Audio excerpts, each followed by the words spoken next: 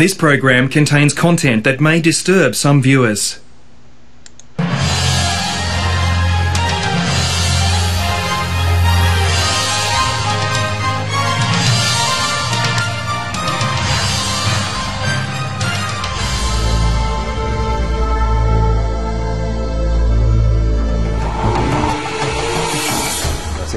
Looking back, we can say that we were tremendously successful in bringing peace to Cambodia, but we weren't at all successful in bringing democracy and human rights. The Hun family essentially control everything, either through familial connections or their cronies. That's what it's like in Cambodia. It is a mafia state. I'd like to see Australia take a stronger stance, come out openly and condemn the Hun Sen regime. They're not doing that. The people of Cambodia look up at the people of Australia. Australians, we envy you, but you don't drink champagne with the dictators. Hello and welcome to Four Corners.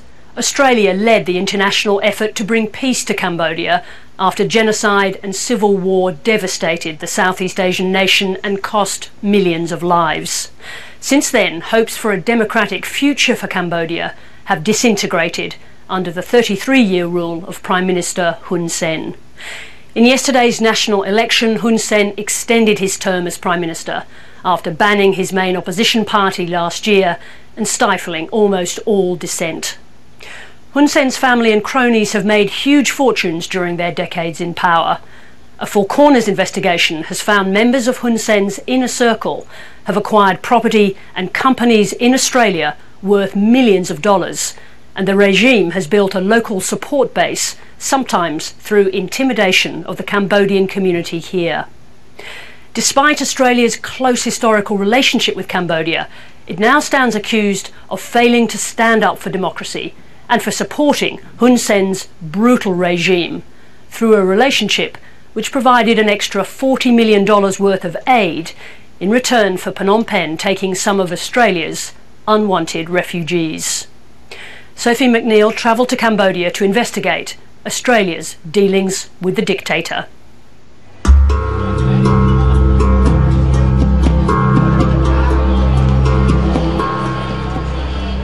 6 a.m. in Kampong Chang province, on the outskirts of the Cambodian capital, Phnom Penh.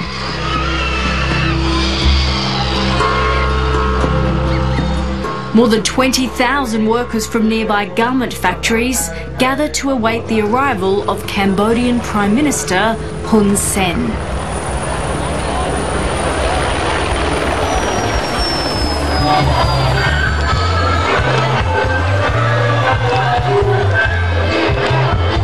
It's no wonder they look so happy. Everyone here has been given the day off work and will be paid $5 for attending this rally.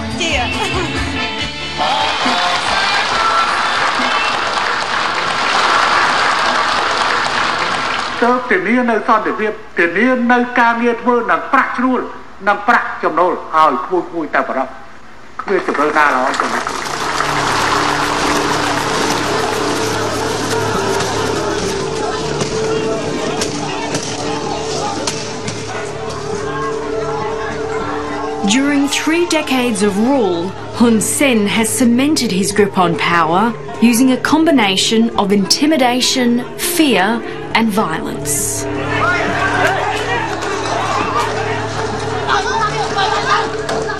The country has descended into dictatorship.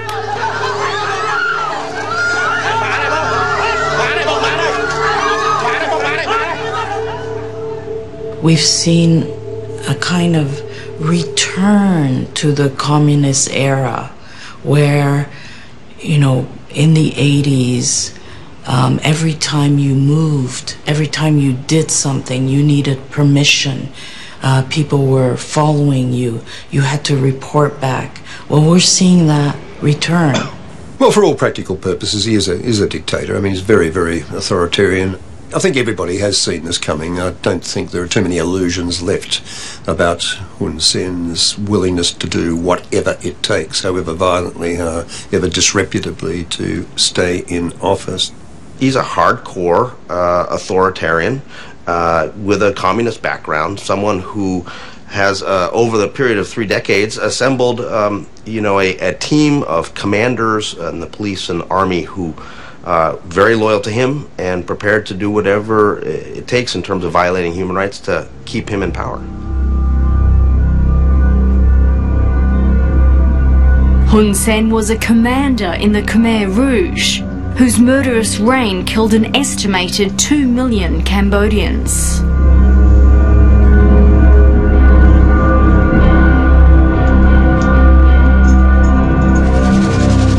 After a long civil war, Australia took a leading role in the early 90s to negotiate a peace deal and hold Cambodia's first democratic elections.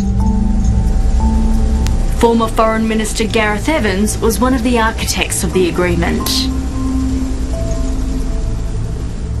We got involved essentially because we could. We came up with the idea, which won a lot of support, won a lot of traction in the region among the major players. We were stretching our wings in the post-Cold era and demonstrating what kind of a useful country Australia could be. Cambodia, moving from civil war to peace, really, has to thank Australia for some of that, because Australia's lead on the Paris Peace Accords and the UNTAC was very significant. The UN-sponsored vote in 1993 was overseen by Australian Commander John Sanderson. All these Cambodians appeared dressed in their best clothes, and they lined up for miles to vote. And it was the most euphoric experience I think I've ever had in my life. It was just, there they were, all were, really excited about it, and they voted.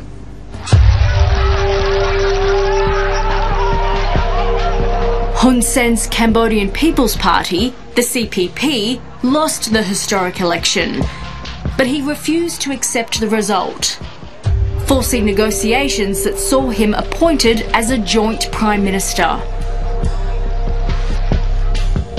In retrospect, of course, that doesn't seem a terribly smart thing to do, because that was the very first crack in the democratic edifice. And I think, looking back, we can say that we were tremendously successful in bringing peace to Cambodia, but we weren't at all successful in bringing democracy and human rights.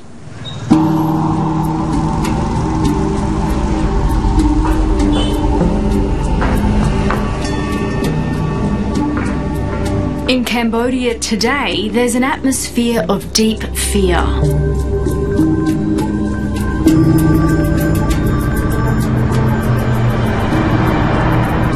The risks are so great, there are few people willing to speak out against the regime. We found one man willing to risk arrest and talk to us. Student Kung Raya has already spent 18 months in jail for daring to write a Facebook post calling for political change in Cambodia.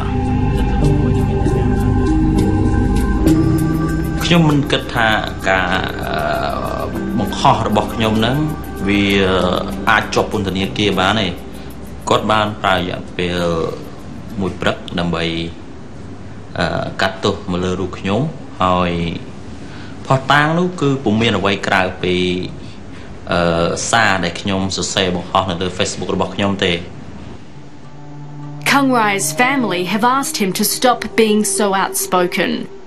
He recently got married and his wife is pregnant, but he's refusing to let up his criticism of the Hun Sen regime.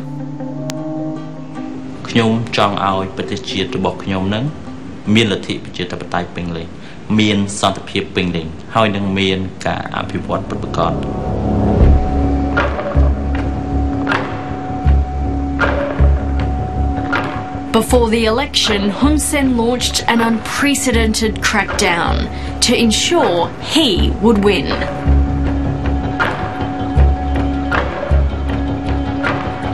The only way Hun Sen can win the next election is to totally eliminate the opposition.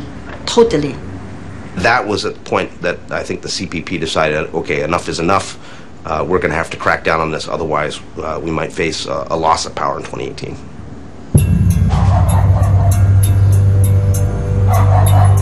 In early September last year, the leader of Cambodia's main opposition party was arrested at his home in a late-night commando-style raid.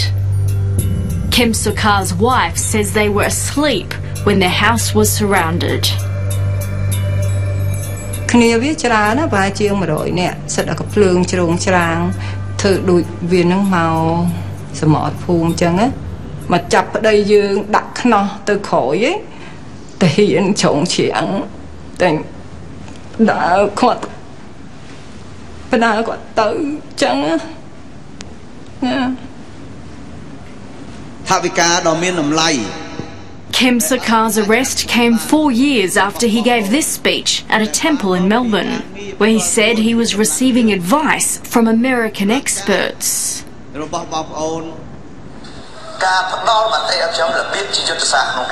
Hun Sen went on TV, saying this was evidence he was a foreign spy, working with America to overthrow the Cambodian government.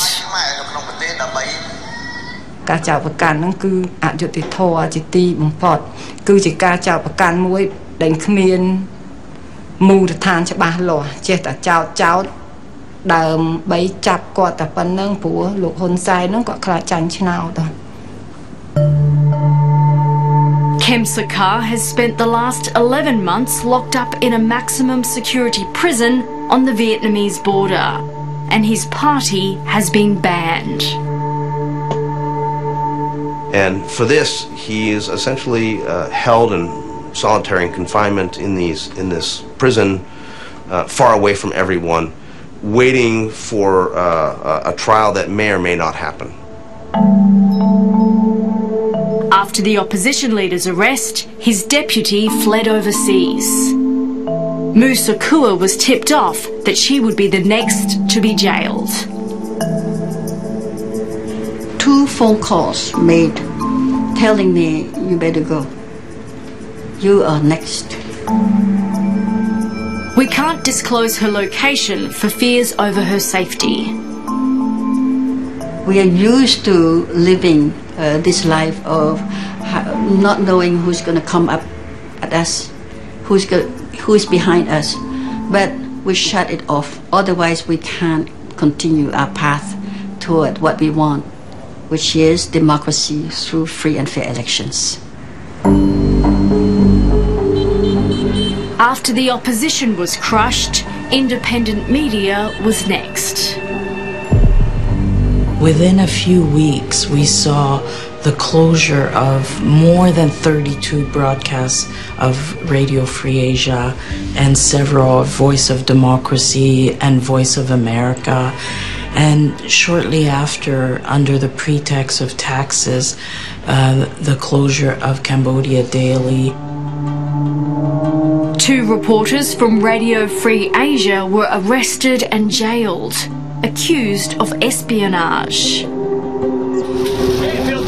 They remain in prison alongside Australian filmmaker James Ricketson. I'm hoping that I'll find out today which country I'm spying for. I haven't been informed which country I'm spying for yet.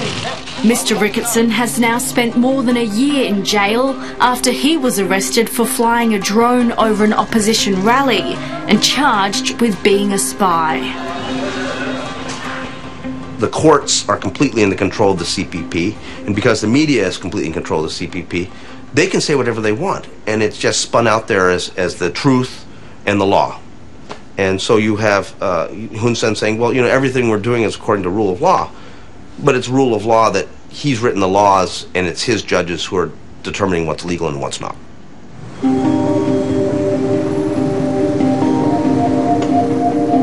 Foreign governments have spent billions of dollars supporting Cambodia in the past 2 decades. In 2014, Australia committed an extra $40 million of aid to Cambodia as part of a deal to resettle refugees from Australia's offshore detention centres. By making such a deal with the government of Cambodia, the refugee deal, you lost so much of that respect that we give you. The refugee deal has been an expensive failure. Australia has spent almost $8 million on resettling refugees in Cambodia. 7 refugees have been sent here from Nauru. Only 3 remain. 39-year-old Syrian refugee Abdullah Zalgana is one of them. He hasn't seen his wife and 3 children for 5 years. عادوني وعد يعني رسمي وقالوا لي انه احنا بنوعدك انه خلال 3-4 شهور مرتك وولادك يكونوا عندك بكمبوديا. بس صار لي سنة ونص وما في اي شيء من الحكي، يعني الوعد اللي وعدوني اياه طلع كله كذب كذب. Who made that promise to you, Abdullah? الامن القريش الاسترالي كان عنده بنارو موجودين، كانوا يجوا عندنا على نارو. هذا السبب الوحيد اللي خلاني اجي لهون على كمبوديا، انه انا بدي اجتمع مع مرتي واولادي. Last October, with the crackdown on the opposition well underway, Australia strengthened its ties with the Hun Sen regime, signing an MOU to establish new talks between senior officials. In a champagne ceremony in Phnom Penh, Australian Ambassador Angela Corcoran toasted the deal. Our people went to the Australian ambassador in Phnom Penh and say, Madam Ambassador, is this what Australia wants? A continued dictatorship? You must be on the side of democracy. What did she say? She said Australia is for free and fair elections. Oh, and this is just on the side, but you don't drink champagne with the dictators.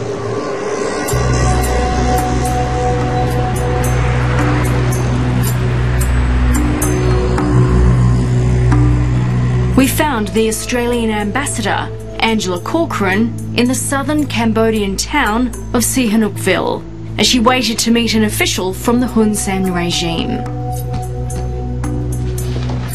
Hi, Ambassador Sophie McNeil, Four Corners. Can we ask you a few questions later? I'm very busy this week. But after you finish, please.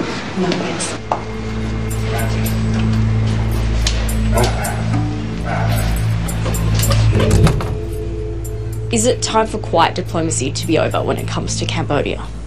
In the case of Cambodia, it's obvious that such quiet diplomacy as there has been utterly unproductive. It's all very nice and well to say that, I'm making private representations.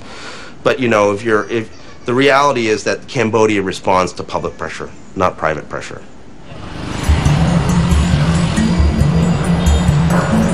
Once one of the poorest countries in the world, Cambodia is now awash with money.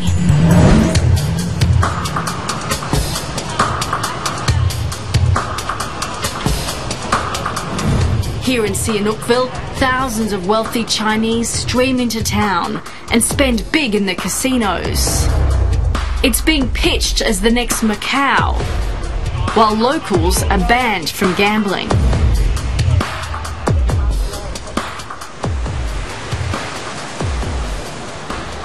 This once sleepy coastal town has had dozens of new hotels and casinos open in just the past year, the majority of them built by Chinese investors. Just up the coast from here, a Chinese company has been given a 99-year lease on a massive new development that will take up 20% of Cambodia's coastline.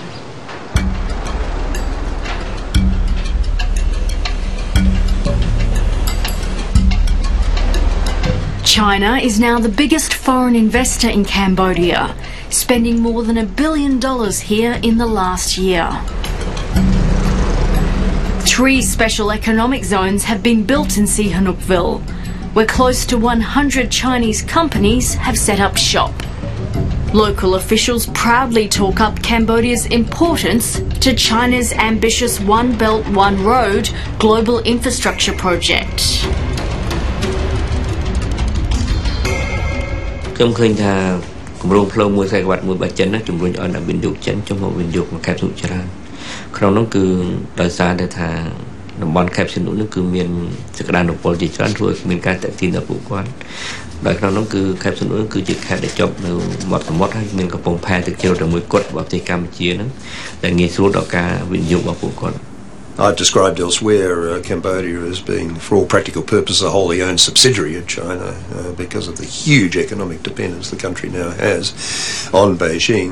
And that is obviously giving Hun Sen a lot of confidence that he can stare down all this pressure.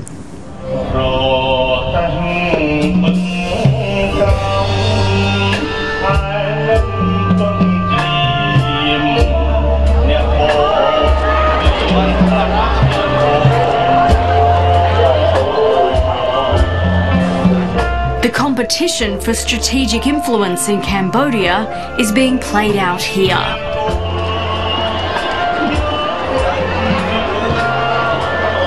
Prime Minister Hun Sen is in Sihanoukville today to open an extension of the deep sea port.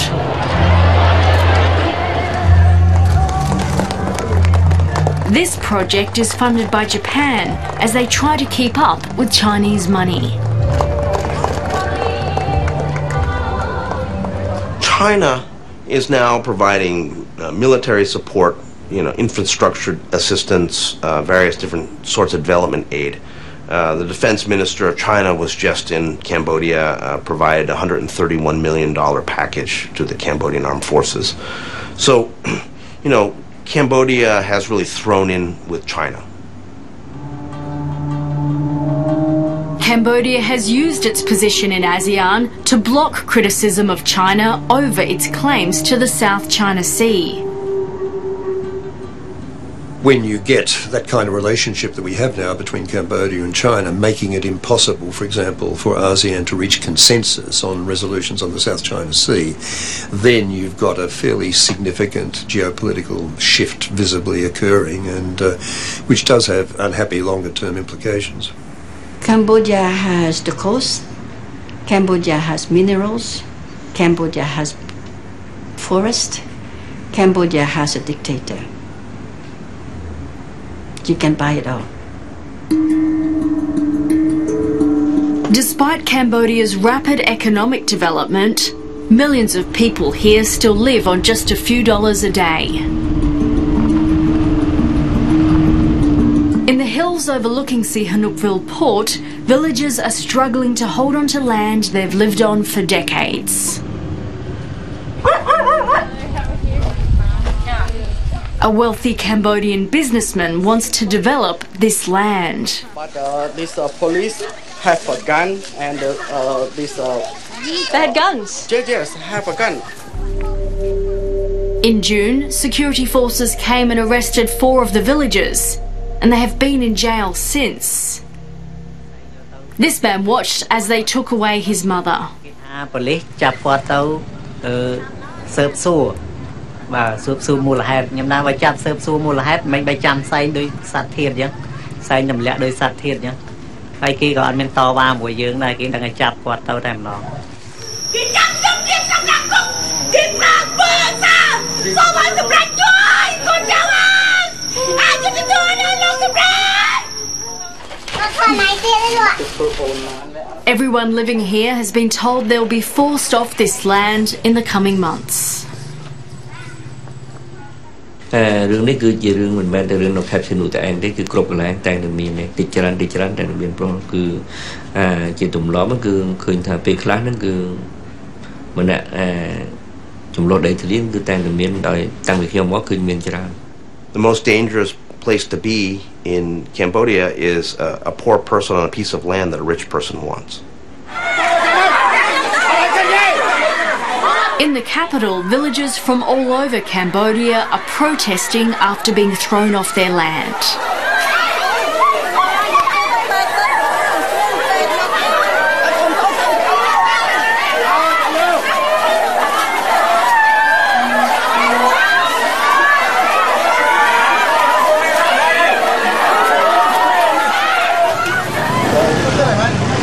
When we tried to film one of these demonstrations, we were threatened and quickly forced to stop.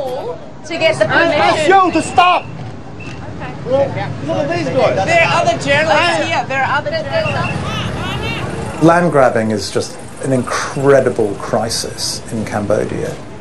What you've got is the poorest, most vulnerable people in that country who are sort of getting some kind of existence out of the land they're on, and they're forced off it. So the economic benefits you see are accruing to an elite. Patrick Ali has spent over 2 decades investigating corruption in Cambodia. In 2016, his NGO, Global Witness, published a groundbreaking report exposing the incredible wealth Hun Sen and his family have amassed during his time in power. Various sources we've looked at would suggest that that family are worth between $500 million and $1 billion US dollars.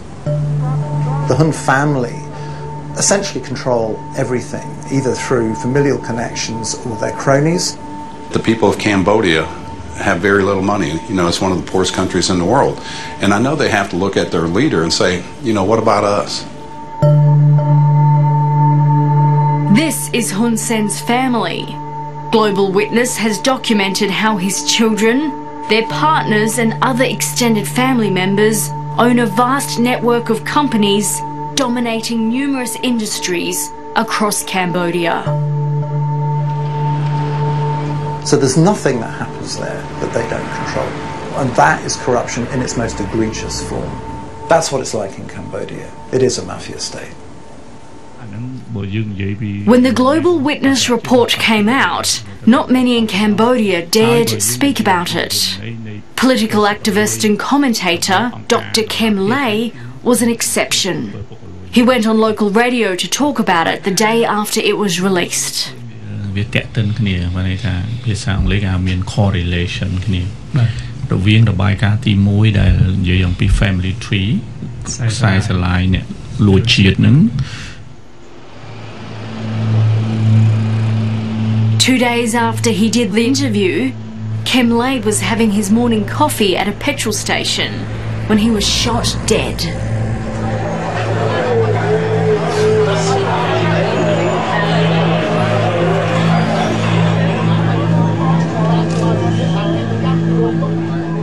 Nhom nó có ban tới đời cả sáng tới khơi nhưng nhom trăng trâu tới không star mạn nó ngáp tay kia ao dân trâu lắm bị pro kia ao con nơi tầm này ai chứ kia mà nói này nào trâu nằm bay chui sẵn kêu quạt tay bị pro quạt. The killer was arrested at the scene. He confessed and said he murdered Dr. Lay because the activist owed him money. Kem Lay's widow, Burachana, says the family had not been lent any money. She thinks bigger forces were behind the killing.ចំណុចនេះគឺប្រជាប្រដ្ឋខ្មែរទូទាំងសកលដែលគាត់ដឹងថាអ្នកណាគឺជាឃាតករអ្នកណាគឺជាអ្នកបញ្ជានៅពីក្រោយខ្នងរឿងឃាតកម្មនេះ Are you saying that you feel there is no doubt that this was the regime who wanted your husband dead? Is that what you're saying? ចាគឺរបបនេះឯង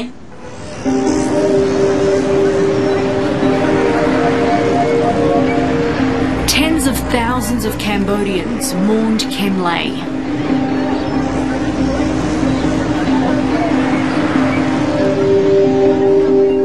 ខ្ញុំមានអារម្មណ៍មួយក្តុកក្តួលដែលឃើញប្រជាពលរដ្ឋចូលរួមច្រើនហើយខ្ញុំក៏មិននឹកស្មានថាអ្វីដែលប្តីខ្ញុំធ្វើហ្នឹងគឺចាក់ដោតដល់បេះដូងប្រជាពលរដ្ឋដែលគាត់ស្ដាយសំណោះណា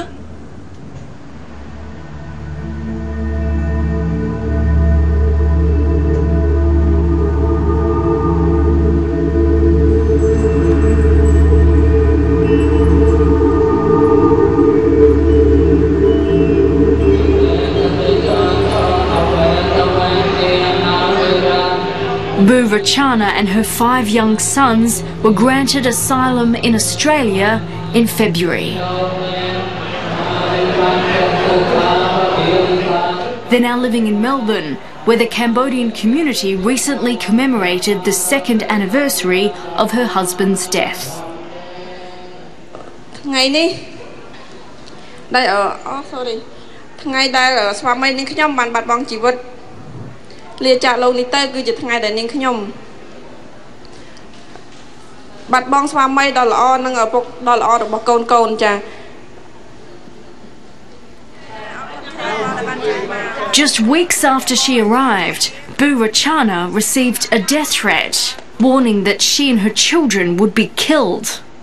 It was referred to Victoria Police, who launched an investigation. គាត់មកសួរនាំដើម្បីឲ្យយើងចេះប្រុងប្រយ័ត្នខ្លួនខ្លះដែរហើយគាត់នឹងធ្វើការអង្កេតតាមដានសកម្មភាពអស់នេះចាប៉ូលីសគាត់ដើរមកចេញមើលជុំវិញផ្ទះថាតើយើងមានផ្ទះយើងមានអ្វីខ្លះដែលជាលំបាំងដែលធ្វើការពារសុវត្ថិភាព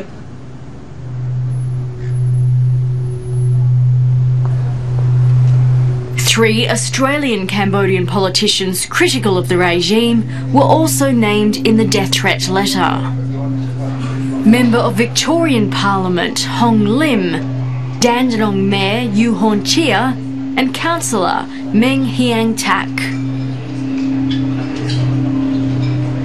Well, basically the letter in summary it says we're going to kill you and your family in the same way that we killed Dr. Kamlay. The Cambodian community in Australia is now being watched when they participate in anti-Hun Sen activities. People are fearful because they've been told once they engage or participate in the sort of critique of the government, they've been told if you go to Cambodia, we're going to do something. Be careful when you go to Cambodia, especially at the airport. You have friends and family and relatives in Cambodia. We know who they are. So the intimidation has reached Australia and it's then affecting people back home in Cambodia? That's right, of course. Because the intimidation is designed so that whoever in Australia or outside of Cambodia critic of the government, of the activity, their family or friends in Cambodia is being watched closely. They allow this foreign government to come and intimidate our people, Australian citizens, and those who come here to study. This is not right. I think the government really had to look at themselves, in Canberra properly. This is not right. It's wrong by Australia. We are not like that.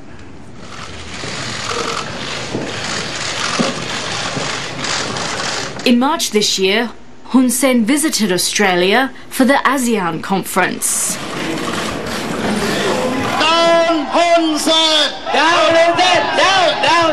Cambodian Australians turned up to protest his visit.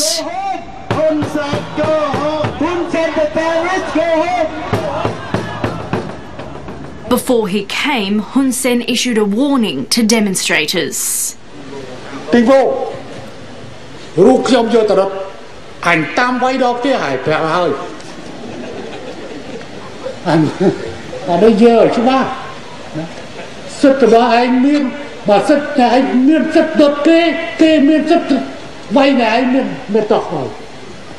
Those threats against the Australian Cambodians were manifestly outrageous and should have generated a quite stern response from the Australian government.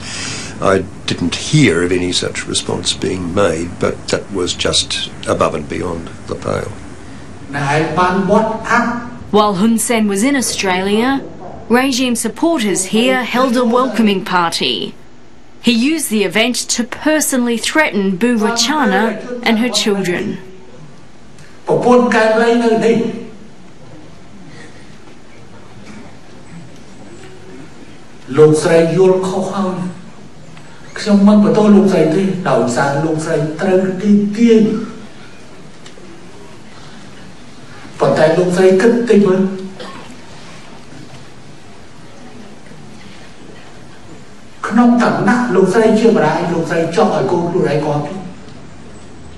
An open death threat made here on Australian soil doesn't surprise Burachana. ខ្ញុំលែងមានការភ្ញាក់ផ្អើលហើយពីព្រោះសម្បត្តិគម្រាមអាការគម្រាមកំហែងអស់ហ្នឹងខ្ញុំទទួលបានច្រើនដងដែរអញ្ចឹងទៅมันជាមានអ្វីដែលធ្វើឲ្យខ្ញុំភ័យព្រួយហើយរន្ធត់ឬមួយក៏ភ្ញាក់ផ្អើលអីដែរអត់ទេគឺធម្មតា On his visit to Australia, Hun Sen was accompanied by his eldest son, Hun Manet. It wasn't Hun Manet's first trip here. He's been to Australia at least 3 times. In 2015, he did an interview with the ABC. You're widely tipped to succeed your father, Hun Sen. Is that your expectation? Well, Cambodia is a multi-party democracy. The constitutions indicate that we have election every 5 years. So the choice, the decisions of who and when to be a leader is up to the people of Cambodia. But would you like to be Prime Minister? Is that an ambition of yours? Would you like to carry on that mantle? The answer is I don't know. You must. Hun Sen now, many people believe, is in the process of slowly moving to transfer power to his sons, particularly Hun Manet, who's his oldest son. At some point, we're going to have a dynastic transfer of power, so that the Hun family remains at the center of this web of corruption, and all the others continue to benefit. Hun Manet's visits were for a specific purpose: to recruit for the ruling party and boost Hun Sen's support among Australian Cambodians and Cambodian students studying here. In this video filmed at a CPP function, Hun Manet brags about the regime's support in Australia. ចេញមកយើងរៀបចំគុំកម្លាំងបងប្អូនក្រុមការងារដំបូងមានអូស្ត្រាលីបន្ទាប់មកញូហ្សេឡង់យើងចេញទៅដំបូងស្គាល់ម្នាក់2នាក់3នាក់ទីបំផុតក្នុង2ថ្ងៃនេះយើងមានរាប់ពាន់នាក់ដែលកម្លាំងរឹងមាំតែម្ដងនេះគឺជាភាពជោគជ័យ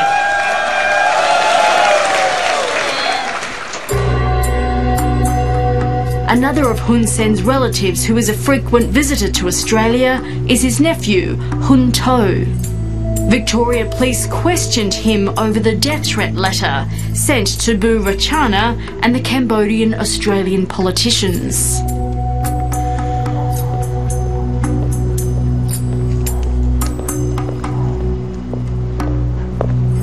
It seems like he's at home this morning. His black Lamborghini is in the garage of his family home in Melbourne. Hi, my name's Sophie McNeil. I'm from Four Corners. I'm looking for Mr. Hun To. Yes. Hi. Hi, I'm looking for Mr. Hun To, please. Hun To confirms he was questioned by police over the death threat letter. And what did they want to speak to you about? The death threats against Bu Rachana and Hong Lim?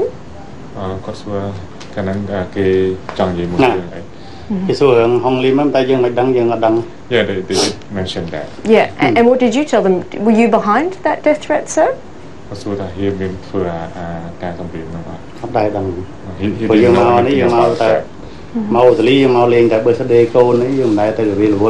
He said only for his kid's birthday, and he has no. It's not very. It's not involved in politics. Why do you think the police wanted to question you then? Because we had a way when police came. We don't know.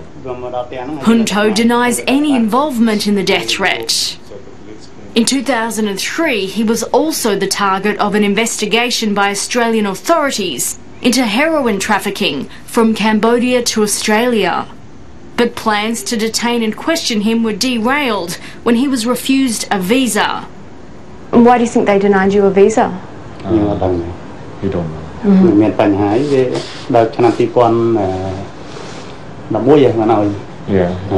I think they denied his visa until 2011.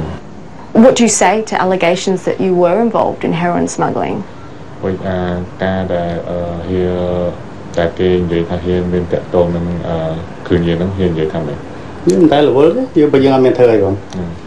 not very concerned about it because he know he didn't do anything.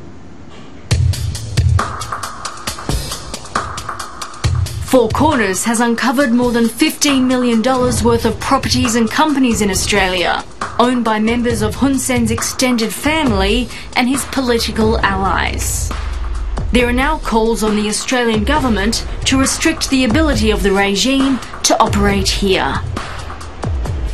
I said to Minister Bishop, Australia, please use visa sanctions. Please use active, concrete measures. The Americans have already begun to impose visa restrictions and asset freezes on those close to Hun Sen, with wider measures currently before Congress. The way they're going to be used is you're going to just see those people that get pointed out as the bad players. There's going to be international sanctions. Of course, we're going after anything that they may own here, travel exclusions and things like that.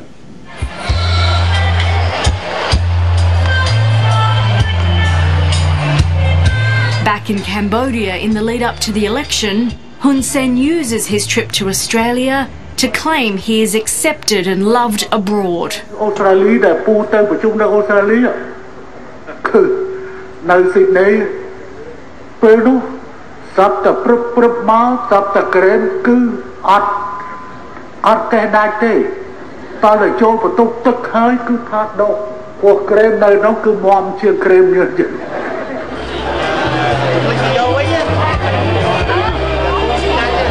At one of his campaign rallies, we finally get the chance to try and get some answers. I'm from Four Corners in Australia. Yes. I wanted to ask you, Prime Minister, what will you do if the world doesn't recognise the election results? If they say it was not democratic? What will you do? We preparing, but not to campaign election. So this is to visit to my people.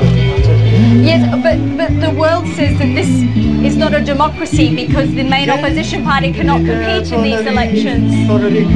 20 political party, But the main opposition party can't compete. No distant party.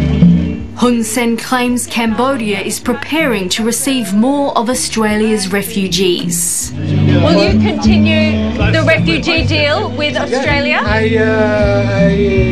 I told Prime Minister to warn Cambodia preparing for receive more refugees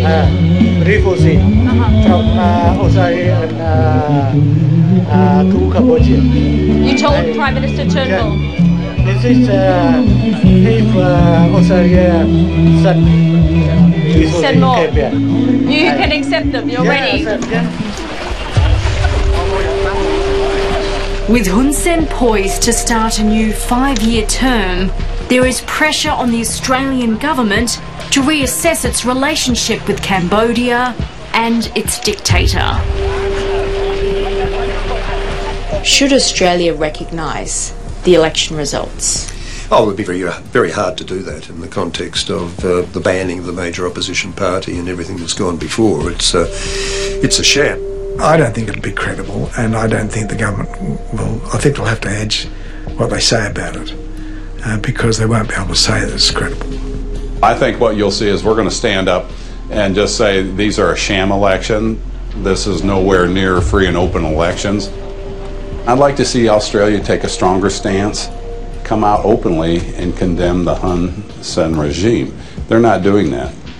The people of Cambodia look up at the people of Australia, Australians. We envy you. You live in a world of democracy. But your government is disappointing, very disappointing, again and again. Foreign Minister Julie Bishop chose not to be interviewed for the programme. This morning, the Foreign Minister released a statement saying Australia has serious concerns about the election and has made these concerns known to the Cambodian government, but stopped short of refusing to recognise the result. Next week, an undercover reporter inside Facebook, exposing the inner workings of the social media giant. See you then.